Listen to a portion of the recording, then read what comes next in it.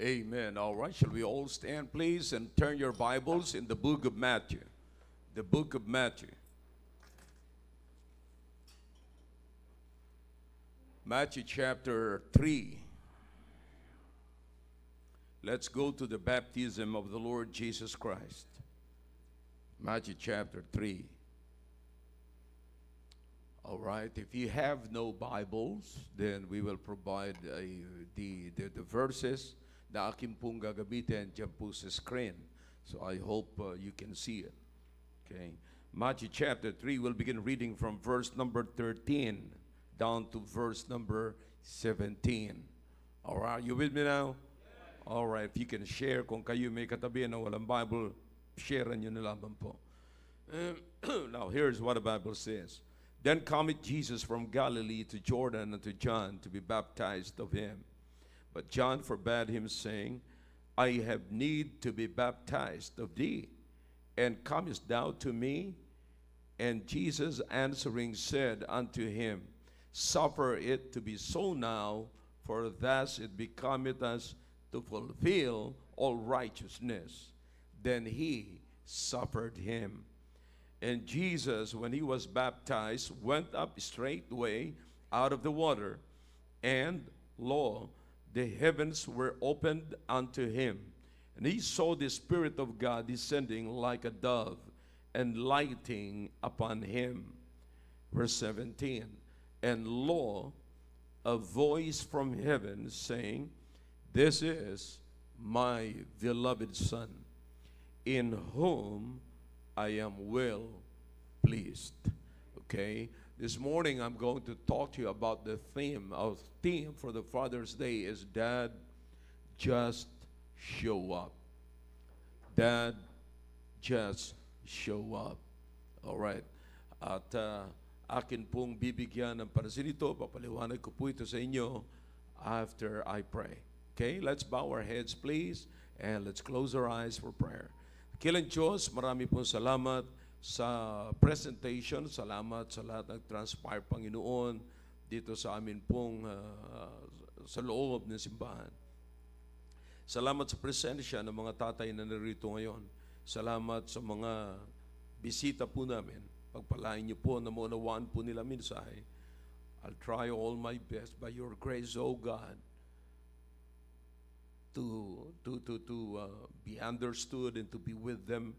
At ang inyong mensahe, Panginoon, ay maging maliwanag po sa kanila. Holy Spirit, please empower me.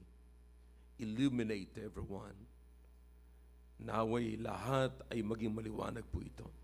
Anumang bahid ng kasalanan na maaaring maging hadlang, maaaring makakuha ng attention, maaaring makatanggal sa pangunawa po namin, alisin niyo po, O Diyos. At bigyan niyo po ng maliwanag na pagtanggap ng inyong salita. Yung mga anak, maging mga bisita po namin ngayon. Please, sawayin niyo po ang diablo at anumang pang-istorbo ng diablo, Panginoon, sa pakikinig ng inyong mensahe. Alam ko po, ayaw ng diablo na mapakinggan ng mga tao ang inyong mensahe. But, oh God, make me your proclaimer, your amplifier this morning. And I promise you, I'll give you back the glory and honor. In Jesus' name I pray. Amen. All right. Thank you. You may be seated in the presence of our God. Okay?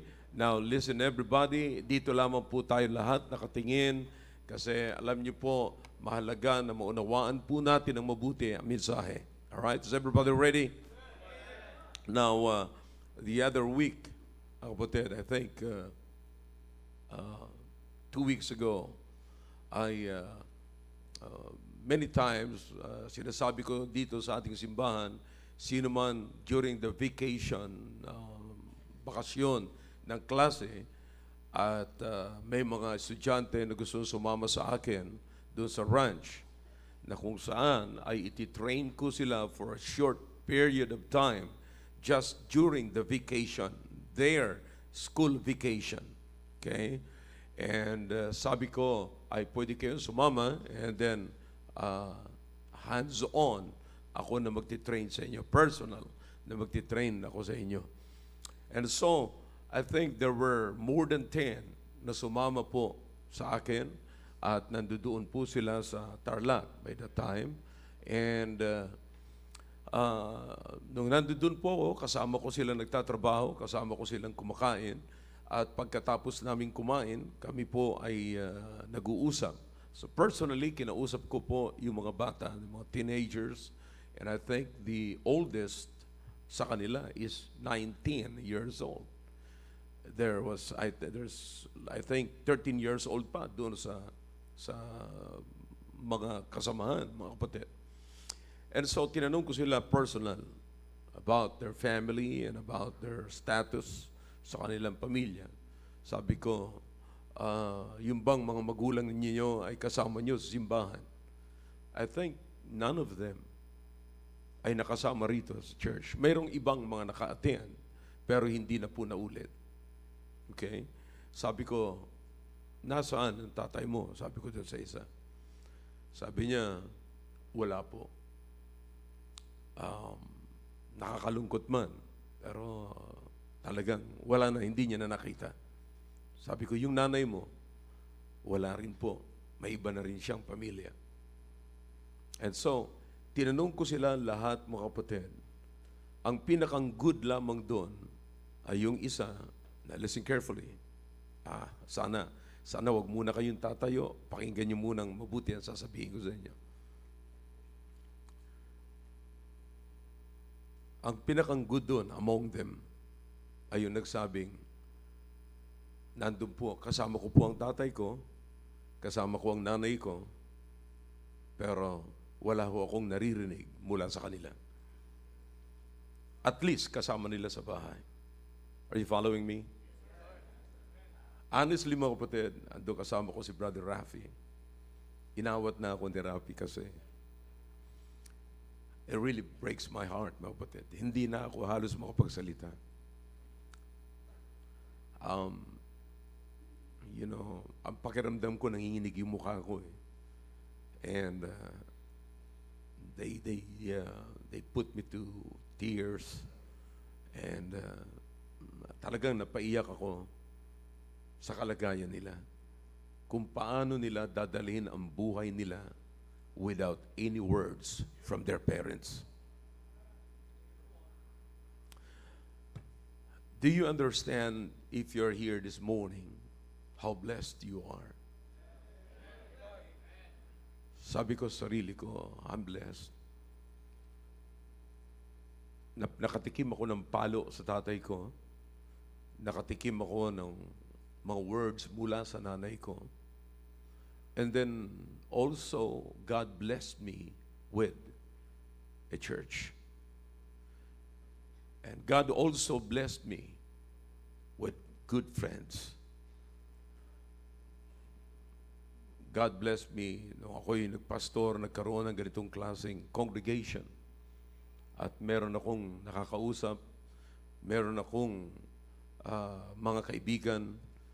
Kaya yung iba sa inyo rito na binibiro ko, kaya binibiro ko, alam kong grabing respeto nyo sa akin bilang pastor ninyo, pero sumasagot ako sa inyo ng pabiro sapagkat tinatrato ko kayo na napakakaibigan ko.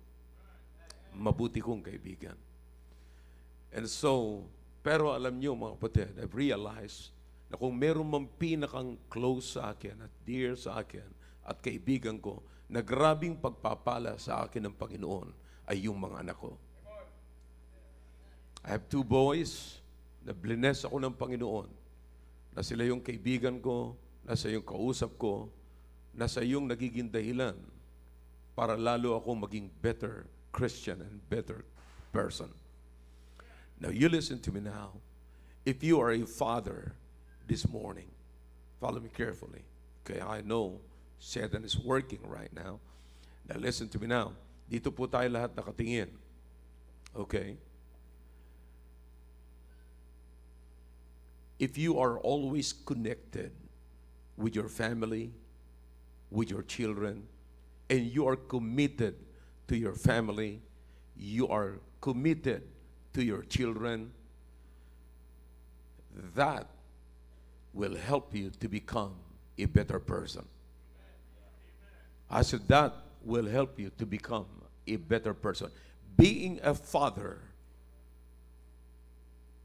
is another way to become a better Christian. It is God's way for us, if you are a father this morning, it is God's way for you to become a better Christian.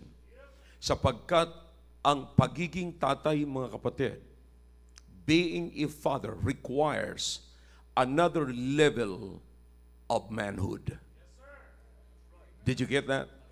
Let me repeat it, okay? Just in case you're ignorant about manhood, fathers, okay? Being a father requires another level of manhood. Hindi ka lamang basta ordinaryong lalaki pagka ikaw ay naging tatay. At hindi ka magiging ordinaryong lalaki pagka naging tatay ka. It requires another level of manhood. Praise God. Na nung ako'y naging tatay, mga kapatid, it requires me. Alam kong ako'y nananalangin. Alam kong ako'y nananalangin. Alam kong ako'y nagtatrabaho, mga kapatid. Pero alam niyo, nung naging tatay ako, kinakailangan ko pang manalangin na mas matindi kaysa dati kong panalangin. Do you understand that? Because man, I'm telling you, yung magkaroon ka ng ganitong klaseng dalawang lalaking anak. You understand what I'm saying? Subukan nyo magkaroon ng ganito. But listen, you need another level of manhood. It requires another level of manhood. It requires more prayer. It requires more love. It requires more attention. It requires, I'm telling you, if you are a father, being a father will make you a better person. It will. Kapatid, kailangan na maunawaan po natin. Kaya ako nagpapasalamat, pagka nagkaroon ka na ng anak, mananalangin ka na, Panginoon, pag nawala sa akin ang anak ko ito, pupunta na sa school, ingatan niyo po. Huwag niyo pong pentulutan na maaksidente sa kalsada. Panginoon, ilayo niyo po siya sa mga kaibigan na hindi maganda. Ilayo niyo po siya sa ganitong klaseng pangyayari. Sana habang naglalakad siya, ang kanyang isip ay Diyos, Diyos, Diyos. Habang naglalaro sila, ang nasa isip ay Diyos, Diyos, Diyos. You see? So you understand that? It requires more attention. It requires more prayer. It requires more love. Bakit? Pagka naasar ka na, kapatid, pagka yan ay napunta na sa barkada, pinagsabihan mo ngayon, akala mo okay na, hindi na sumasagot, at akala mo okay na, and then pag nakasama na naman ang barkada, sira na naman. Ilang beses mo siya papaluin, ilang beses mo siya mamahalin. So you understand what I'm saying? It requires more love. It requires more patience. It requires long suffering. It requires more understanding. I hope you're following me. Now, that's why they need counsel. They need a father. I said they need a father. Kailangan nila ng tatay, kailangan nila ng lalaki sa tahanan. You see that? Now, let's take a look dito po sa baptism. That's why sabi ko sa inyo, mga kapatid, napakahalaga na ang mga tatay ay magpapakita lagi sa kanila, magpaparamdam lagi ng kanilang presensya sa kanilang mga anak. Now, let's take a look dito sa baptism ng Panginoong Kristo. You see in verse number 17, meron pong napakaganda. But before that, let me give you the background, kapatid. Everybody pay attention here. For you to understand the Bible. All right? Now, the book of Matthew is right after the book of Malachi, which is the last book of the Old Testament. And the last book of the Old Testament is Malachi. At doon sa Malachi, dyan nyo, mga kapatid, huling-huling makikita na ang Diyos ay nakipag-usap si Israel. Okay? Then after that, nagkaroon na po ng tinatawag na 400 silent years. Are you following me? I'm giving you a background, mga kapatid, para maunawaan po natin. I'm preaching you the Bible. All right? Now listen. So 400 years, in other words, for 400 years, ay hindi nakipag-usap ang Diyos sa kanyang mga tao. And then after 400 years, kapatid, all of a sudden, biglang nagpakita ang Panginoon at biglang nagsalita ang Panginoon. Why is that? Bakit ganun po ang nangyari na samantalang ang tagal-tagal niya na hindi siya nagsasalita, hindi siya nakipag-usap sa Israel, hindi siya nakipag-usap sa prophet. In fact, mga kapatid, if you can remember, nung nagdalang tao, mga kapatid, si Mary ay hindi ang Panginoon ang nagpag-uusap sa kanya, hindi ang Diyos amang nagpag-uusap sa kanya, gumamit lamang ang Diyos ng anghel, si Gabriel, if you can remember. And si Gabriel ang nagsalita kay Mary. You see that? Now, why is it that during the baptism of the Lord Jesus Christ, all of a sudden, God appeared? Why is that? There's only one answer, brethren.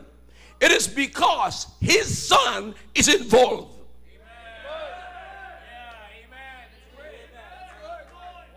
It is because His Son is involved. You can remember, as you see dito kapatid, wala kang makikita rito before the baptism of the Lord Jesus Christ, wala ditong nananalangin.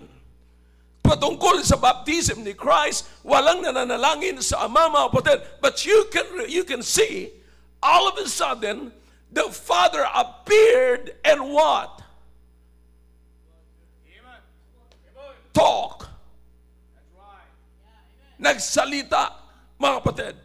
Bakit? Kasi involved yung anak niya. Walang nagsabi sa kanilang mag-involve. Walang nanalangin. Kaya nga ho, walang nagsabi na, Panginoon, magpakita ka naman. Panginoon o Ama, say a word. Wala ho, mga kapatid. Mula ho sa kanya, nagpakita siya at nagsalita siya.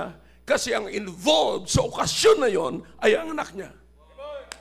Nais ko lamang po sabihin sa inyo na ang presensya ng Ama ay napakalaga sa kanilang anak. At pag nalaman nyo na involved ang inyong anak, huwag kayong magtatago, kinakailangan kayong magpakita. And you will notice, mga kapatid, na ang Diyos Ama ay hindi lamang nagpakita, kundi nung siya ay nagpakita, meron siyang sinabi. Kapatid, it's so important that when you will appear, then say something. Say something. You've got to think about these two things, kapatid. What will happen if you will not show up? And what will happen if you will show up? Consider that. Napakahalaga po na makita po natin ang mga bagay nito kasi many times, like what I've said, mga kapatid, yung kausap ko, mahigit 10 teenagers. Halos hindi ko matapos ang sasabihin ko, kapatid. Sapagkat anong klase, paano lalaki ang mga batang ito? Saan lalaki ang mga batang ito? Hindi po sila lalaki sa isang highway na walang temptation. You see, when God the Father appeared during the baptism of His only begotten Son, He said something. Kapatid, kailangan ka kasing magpakita kasi pag magpapakita ka, may sasabihin ka. Kapatid, napakahalaga ng sasabihin mo sa iyong anak. Huwag kang po, kaya sabi ko sa inyo, at least yung isa po doon, sabi niya, may tatay ako, may nanay ako, kasama ko sa bahay, minsan nakakasama ko sa church, pero pag uwi namin, wala naman sila sinasabi sa akin. Kapatid, napakahalaga na sasabihin ninyo. Nung nag-appeared ang Ama sa anak, meron siya sinabi. Now, listen to now. This is very important, kapatid. Okay, look what he said. Verse number 17. All right? Ano sabi sa verse number 17, chapter 3 of the book of Matthew? All right? This is my beloved Son, in whom I am well pleased. This is my beloved Son. In other words, this is the Son of God. Jesus is the Son of God. Now, let me make it clear, kapatid. Listen, it's so important na sasabihin, pinatunayan ng Panginoon, I don't know, I don't care, kapatid, kung sino man ang mga nandoon during the baptism of Christ. Probably, sa akin lang po ito, nandoon yung mga disciples, nandoon yung mga apostles, nandoon napakaraming mga tao doon, mga kapatid. And right there in front of the people, sinabi ng Ama, this is my beloved Son. Christ is the Son of God. Pinatutunayan niya na ang persona na ito na binabautismoan ni John the Baptist ay isang hindi ordinaryong tao. Hindi siya ordinaryong mamamayan. He is the Son of God. God said, He is my Son. All right? Now listen to me now.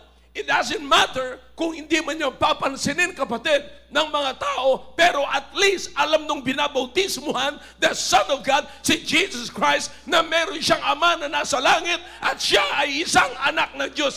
In other words, he knew who he is. He understands who he is. And it's so important for the young people today that they knew who they are. Ang dahilan, kapatid, kung bakit napakarami mga young people ngayon nagloloko-loko sa buhay nila kasi ang akala nila napakasimpleng tao lang sila, wala silang kwentang tao, wala silang makwenta. Pag nakatingin sila sa malaking bahay at may mga lumalabas sa malaking sakyan at nandun nagda-drive yung mga anak ng mga politicians, wala kaming kwenta, sila ang mga matataas na tao. Listen, mahalaga ang words mo. Mahalaga na mapatunayan mo sa anak mo na, anak, you are my son. You are important to me and I love you. You are not just an ordinary man. You're not just an ordinary woman. You are an important person.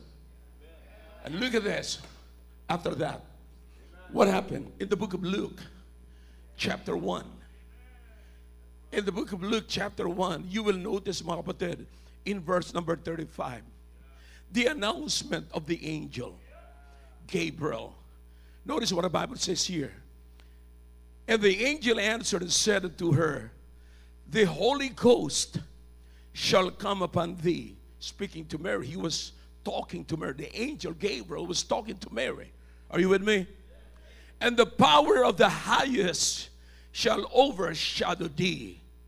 Therefore also, that holy thing, speaking to the Lord Jesus Christ, na nasa sinapupunan ni Mary. Okay? Are you with me? Which shall be born of thee, yang ipapanganak mo, shall be called what? The Son of God. Sinasabi niya kay Mary, ni Gabriel, Mary, yung nasa sinapupunan mo, yung ipapanganak mo, hindi ordinaryong tao yan. Because he is the Son of God. All right? If you will turn again your Bibles in the book of John, chapter 1. The book of John, chapter 1. All right?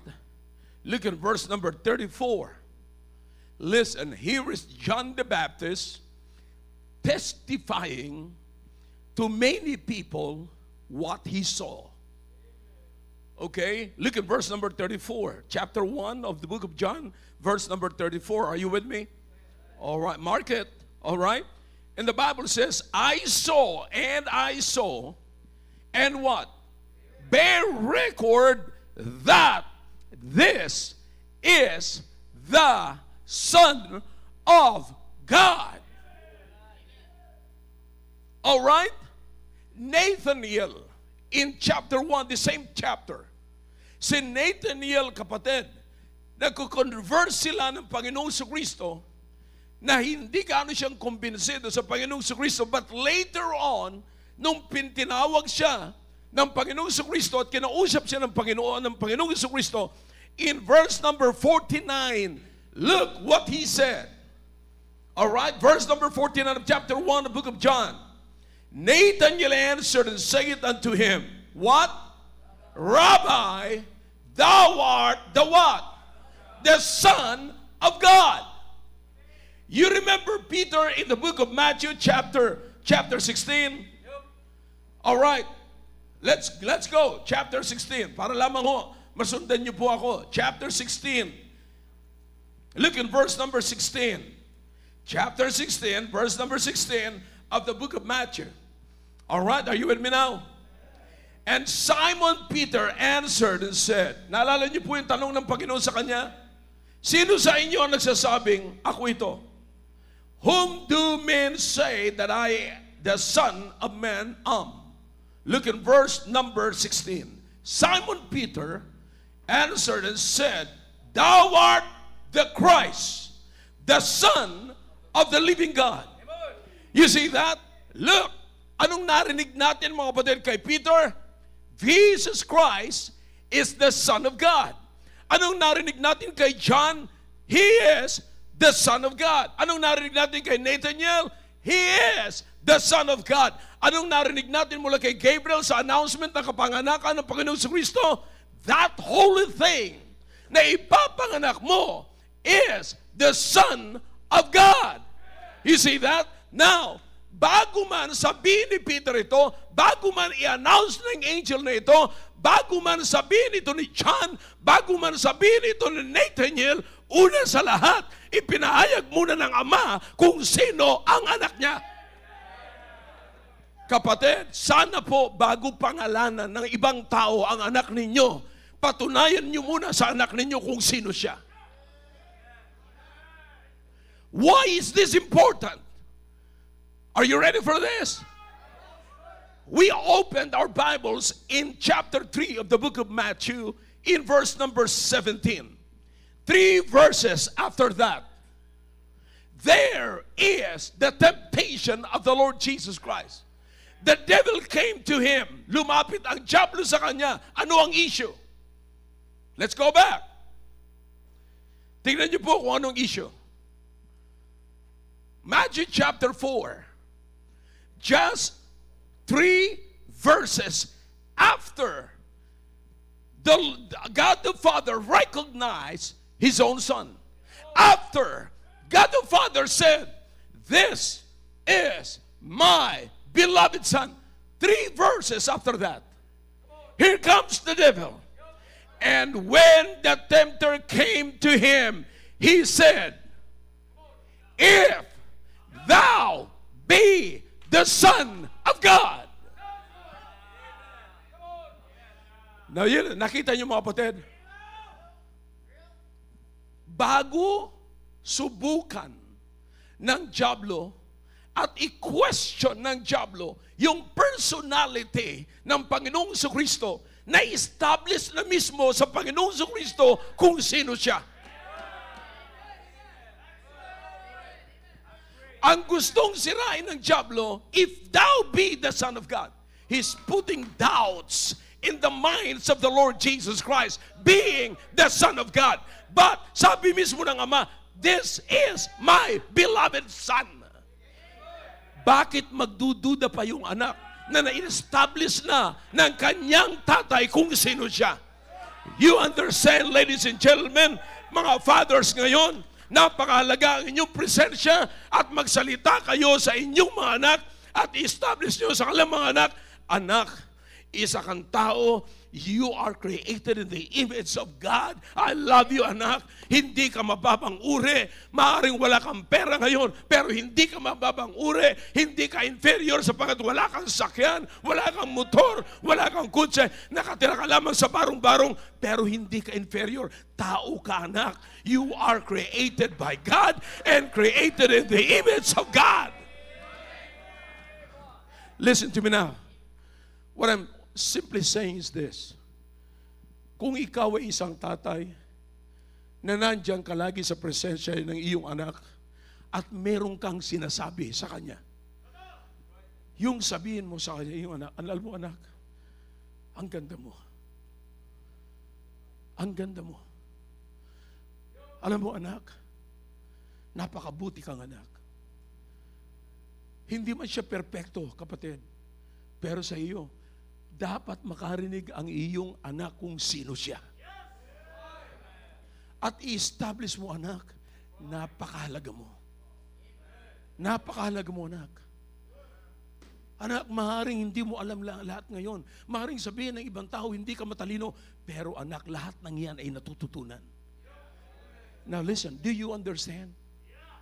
Because where was the Lord Jesus Christ during the time when His Father appeared unto Him? He was in Jordan. Then after Jordan, there was what? Wilderness. Listen to me now. Ang anak natin ay hindi laging nasa Jordan. There will come a time, hold it, na ang iyong anak ay mapupunta ng wilderness. Pero ang pinakamaganda mga kapatid, sa panahon na nandoon na siya sa wilderness, nasisirain na ng dyablo ang kanyang reputasyon. Bago pa man ang iyong anak mag-give up sa kanino mang gwapo na walang trabaho, na sino mang gwapo na abusado, hindi siya mag-give up because she knew who she is. Bakit? Merong tatay na nag-establish sa kanya kung sino siya. That's why I'm saying, ladies and gentlemen, fathers, you need to show up. And when you show up, please, I beg you, in the name of Jesus, say something. Sino sa atin dito mga tatay? When was the last time that you talked to your daughter, that you talked to your son? At ipinakita nyo sa kanila, piniliwanag nyo sa kanila kung sino sila. Huh? Young people, young men, do you understand who you are? Huh? Do you understand what the Lord Jesus Christ said? You are more than your clothing.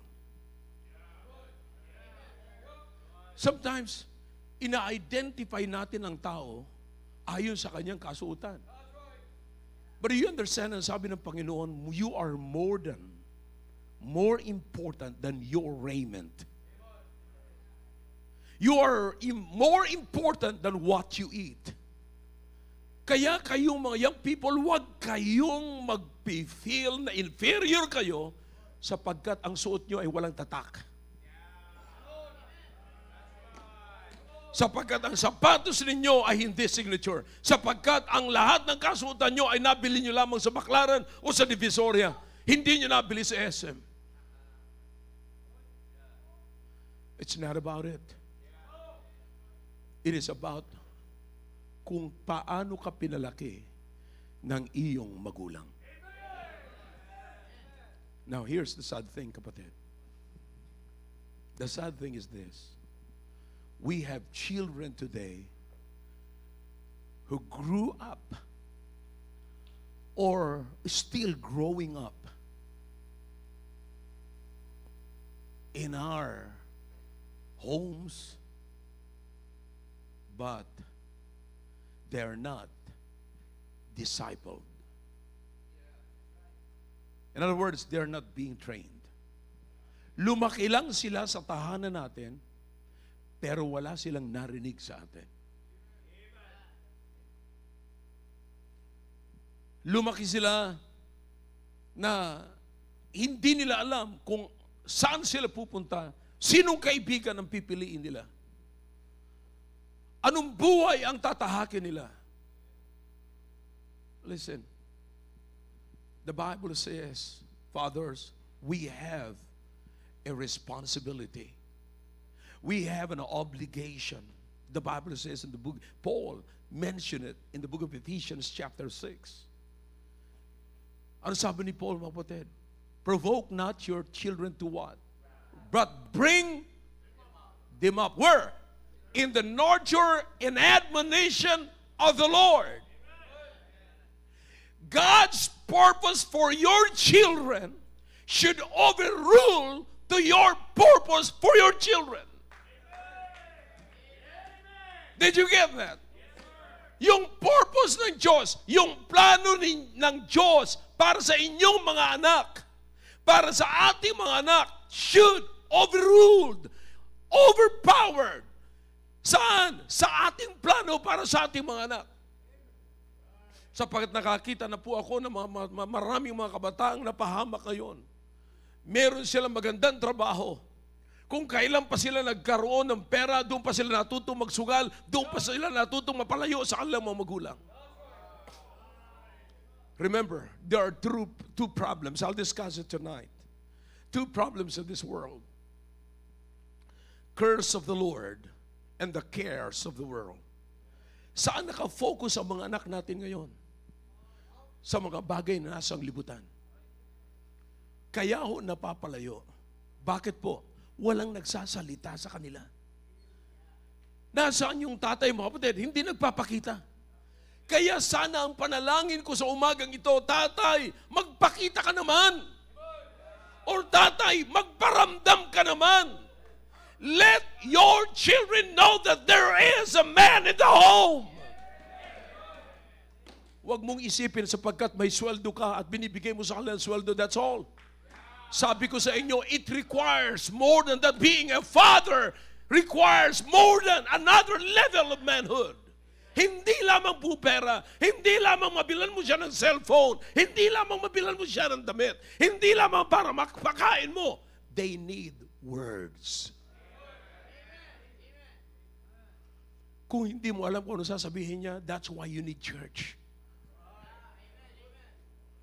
That's why you need a church. Kaya kailangan mo ang simbahan kasi maraming mga tatay dito na hindi nyo alam kung ano sasabihin nyo sa anak ninyo. It's easy to be a father, but to do the job of a father requires another level of manhood. Brethren, think about this. Ang Panginoong Jesucristo, ang Diyos Ama, walang nagsabi sa Kanya na mag-show up siya. But because His Son is involved, He showed up. Brethren, ito lamang po sinasabi ko sa inyo. Mga tatay, pagka-involve ang inyong mga anak, huwag niyong panghinayangan na mag-spend kayo ng time. Huwag niyong panghinayang sabihin niyo, sayang may appointment ako. No! I-crush mo yung appointment mo yan. Tanggalin mo yung appointment. Go to your son. And get involved where your son is involved. Marami na ho ngayon napapahamag. Sabi ko na lamang po doon sa kinakausap ko, alright. Wala nang involvement sa inyo ang tatay ninyo. Wala na nagtatatay sa inyo. Ito pinapangako ko sa inyo, if you will stay with me, I'll be your father as long as I live. Magsasama tayo. Nakikita ko kayo, kasama ko kayong kakain, maghihiwalay lamang tayo pag matutulog na tayo. Kasama ko sila nagtatrabaho when we were preparing the place, mga kapatid. Kasama ko sila, ako mismo nag-uutos sa kanila, ako mismo nagsabi sa kanila kung paano gagawin. Isang bagay na tinuturo ko sa kanila, ilagay ninyo ang mata ninyo sa kamay ninyo sa tuwing magtatrabaho kayo. Pag tinanggal ninyo ang mata ninyo sa kamay ninyo, pag nagtatrabaho ang kamay ninyo, sisiguraduhin ko sa inyo, mapapahama kayo. It is just an example. But somebody can testify here in the midst of this gathering this morning, kapatid, na ngayon ang mga kabataan, ganito na ang nangyayari. Kausap yung tatay niya, hindi nakatingin sa tatay niya, kundi nakatingin sa cellphone niya. At ang nakakalungkot lamang dito, mga kapatid, na maging mga, boy, I'm telling you, maging mga adults, hindi natin napapansin na hindi na tayo nagiging magandang halimbawa. Kamakailan lamang nagpe-fellowship, huling fellowship ni Brother Marvin dito last Monday evening. Thursday evening. Nakikita ko, habang nagpe-fellowship kami, kanya-kanyang cellphone. Hindi na ako nakatiis, sabi ko, Mga kapatid, manong itabi niyo muna yung mga cellphones ninyo kasi last night na ito ng fellowship natin kay Brother Marvin, and yet nakatingin tayo sa cellphone natin habang nagsasalita tayo. Ilan sa atin ngayon, mga kapatid, na habang nasa hapagkainan, nag-cellphone tayo, nagkapag-usap tayo, pero ang kinakausap natin wala doon ang mata natin. Anong napakahalagang business meron kayo, young people? Young people! Anong napakahalagang business meron kayo na hindi kayo makatingin sa inyong mga magulang pag kinakausap kayo at nakatingin kayo sa cellphone ninyo?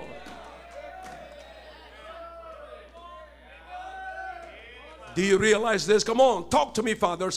Do you realize this? Na dito sa church, ako lamang nakakapagsalita. Subukan niyo sabihin yan sa bahay ninyo. But I'm telling you, they need it more than your food. They need it more than your money. They need your words, your counsels, more than anything of this world. Because when the people is not counseled, they will perish.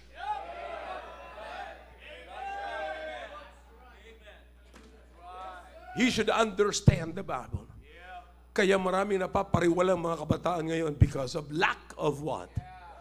People are destroyed for lack of what? Knowledge. Lack of counsel.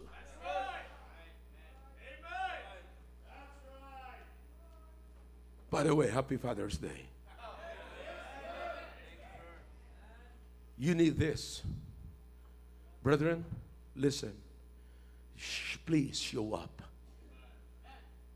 Think about what's going to happen if you will not show up.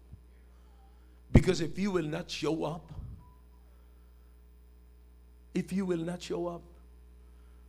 wala silang maririnig. But if you will show up, at least you can say something and they can hear something.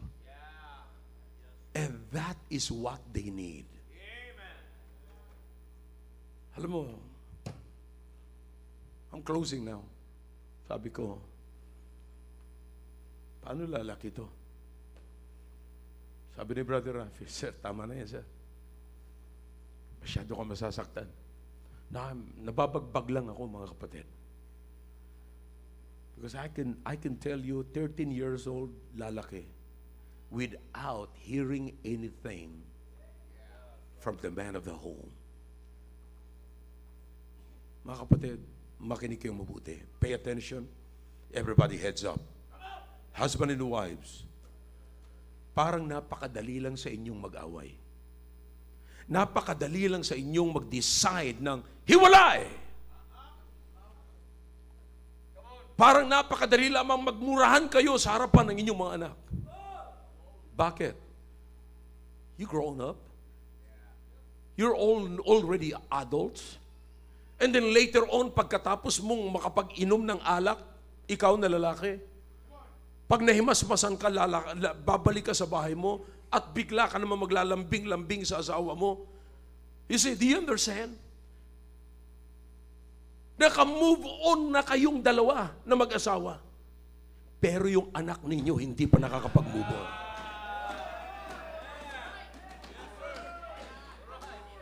Madali! Gibain ang tahanan, madaling gibain ang marriage, madali kayo maghiwalay. Pero yung anak ninyo, nandoon ang kanilang damdamin, nandoon ang kanilang mga anak. Nandoon ang kanilang confusion. Now you listen to me now. I'll discuss it tonight. Don't miss it. You come back tonight because tonight will be the part 2 of this message. Anong meron po tayo sa loob ng tahanan natin ngayon? Mga batang confused. That's right. Amen. That's right. Mga batang confused. What is the solution for that?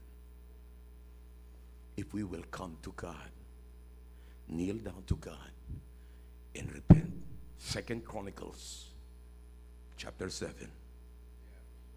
If my people, which are called by my name, shall humble themselves and what? Pray. Kneel down. Talk to God.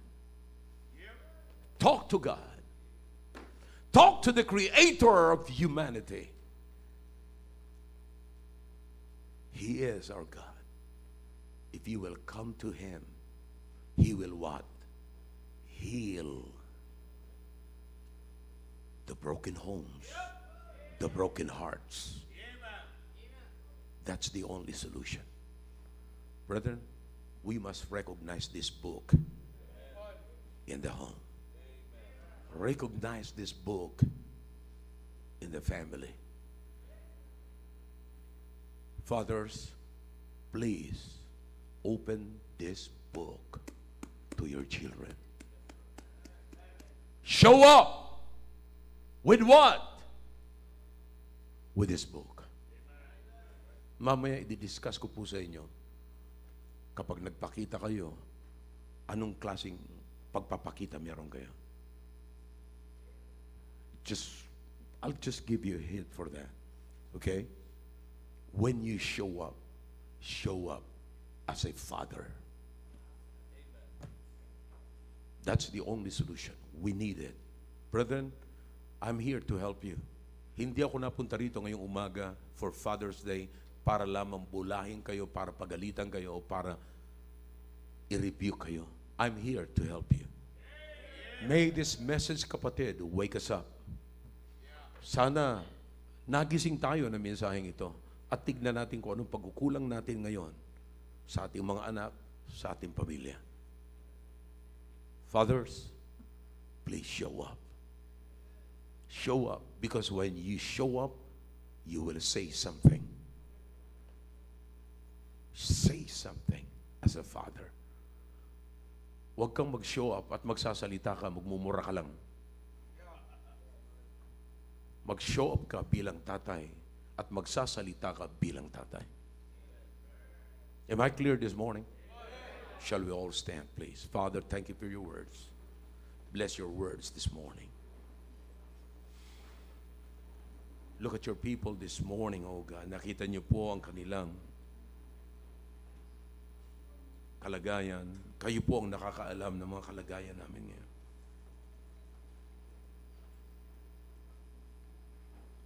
So sad na makakarinig po kami ng mga patutuo na galing sa mga young people na hindi po nakarinig ng anumang salita mula sa kanilang mga tatay.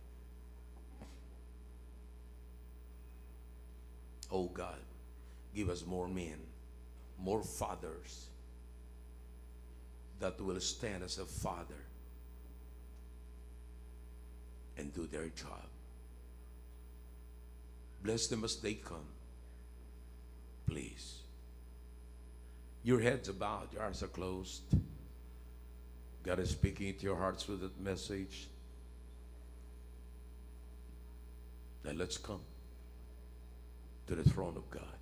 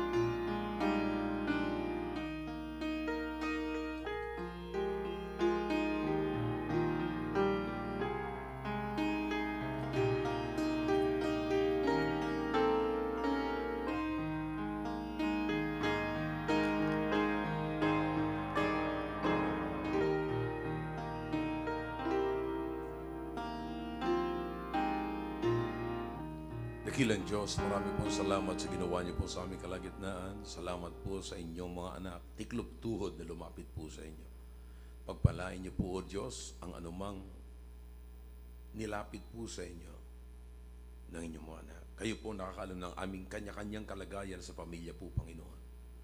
May mga bagay na hindi ko po alam, may mga bagay na hindi po namin alam sa isa't isa, na may mga nangyayari na ginagawa ng Diablo, nasisirain niya ang aming tahanan.